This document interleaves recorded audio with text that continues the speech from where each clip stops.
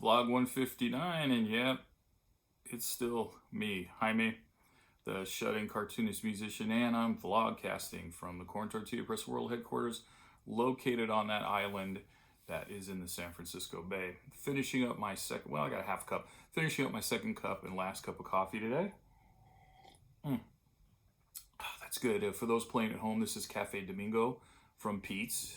You can see the logo right there, Pete's Coffee, which was established in 1966 in Berkeley, California. So, and I'm just down the freeway from it. Also, I noticed this cup is not small by any stretch of the imagination, but I have large hands for a man my size, my height, and everything I hold, it looks so dwarfed.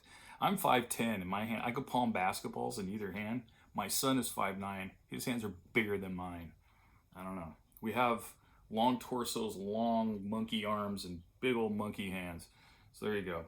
But that's some personal stuff. But since we're going to get personal here, that's so good. Going to talk about a movie today. And it's a personal favorite of mine. That's what we're going to talk about it. And it's a cross of horror and science fiction. It's from about 1951, I believe.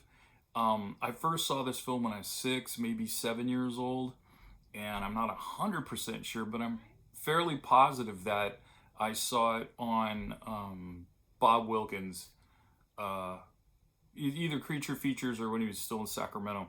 But now that I think about it, when I was 6 or 7, I think we were in San Francisco at that point. We came back to Sacramento. So, I don't know. He eventually ended up in the Bay Area as well. That's why I said if you lived in Northern California of a certain age, Bob Wilkins, Creature Features, and I forgot what he called his show in Sacramento. It started in Sacramento on Channel 3 in the 60s. I remember that. Right around when we moved to San Francisco for a couple of years. So he wasn't there. That's right.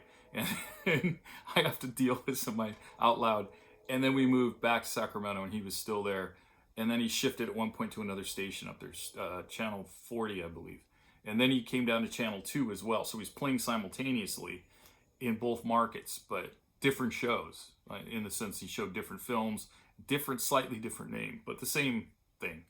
And he was a horror show host, horror, science fiction, whatever, late night. And he was a blonde guy with the Buddy Holly glasses, sometimes smoked a cigar, sat in a big rocking chair, and he got in trouble when he first started out in Sacramento. One night he says the first film he showed was Attack of the Mushroom People, and of course he viewed it at home, and he told the audience that it was a terrible movie, and he picked up the TV guide and told him, well, look, on channel so-and-so there's boxing, and he was quite a character. He got in trouble for that, but anyway, I'm going to get to it. I want to talk about, though, the film I think I saw on that show, and it scared the bejesus out of me. It's been a favorite ever since. Is Howard Hawks' The Thing from Another World.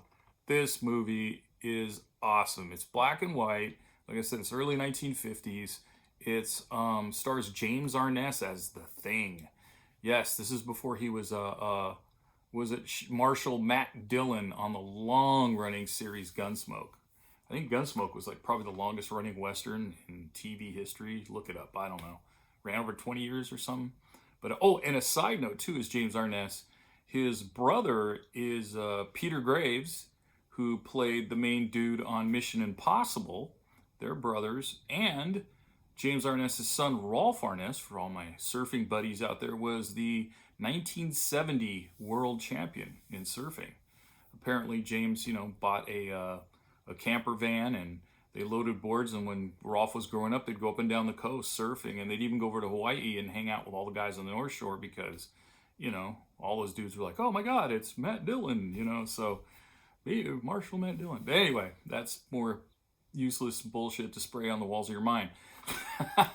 But this film, it's the best part about it is yeah, you do see the thing at points in the film, but there's a lot of tension that builds up, so it makes it extra scary because it's all right up in your dome, man. It's all up in your brain.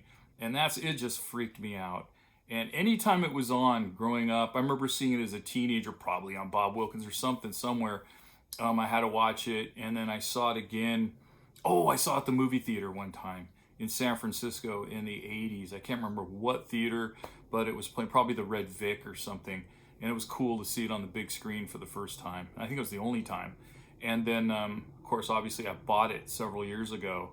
I went through my thing when I was sick of buying movies off of Amazon. I'd buy 2 and 3 at a time, and I saw this on there, and yeah, I gotta get it. So I highly recommend it. Thing from Another World, the original. I don't know if they remade it. My friend E. Francis Kohler and I bonded over new wave punk rock music, specifically the B-52s, Wall of Voodoo, and ska music, the specials, and monster movies, monster and sci-fi movies. So, and he's quite an authority. He knows a lot about that stuff, about film and things, especially the monster genres. All right, everybody, that's going to be it for me today. I'm going to be, as you can see over there on the table, I got, I think it's the second to the last page of an 8-page story. Then I'm going to, after I'm done with that, I know I have to jump back on the graphic novel, but between that, I'm going to take a day and actually clean and reorganize my studio. It is well overdue. I start cleaning it and then it gets messed up because I have a closet up here that I keep things in that aren't just art oriented. It's my life in there. So anyway, that's 6 minutes of time you're never going to get back. But hopefully you guys enjoyed this. Hopefully you'll go check out this film. I don't know if it's on any of the streaming platforms, but if it is, I highly recommend it. Like I said, I saw it as a kid. It was at night, and it's just scared me. It was so awesome. All right, everybody, if you got to go out, don't forget to mask up. Wash and sanitize your hands often. Keep more than 6 feet away from people. I really still believe that's, if you sneeze, you can projectile stuff a lot farther than 6 feet. And there's also contaminated surfaces that they rarely talk about. They do, but not often. I know I sound paranoid, but I want to get rid of this whole, pandemic so we can go back and I can see friends again and stuff. Give people hugs and high fives. All right. And the most important thing is when you're out there, be kind to yourself and be kind to others. All right, everyone. Thanks for joining me. Don't forget to subscribe down below if you wish. You don't have to. And I will see you next time. Thanks.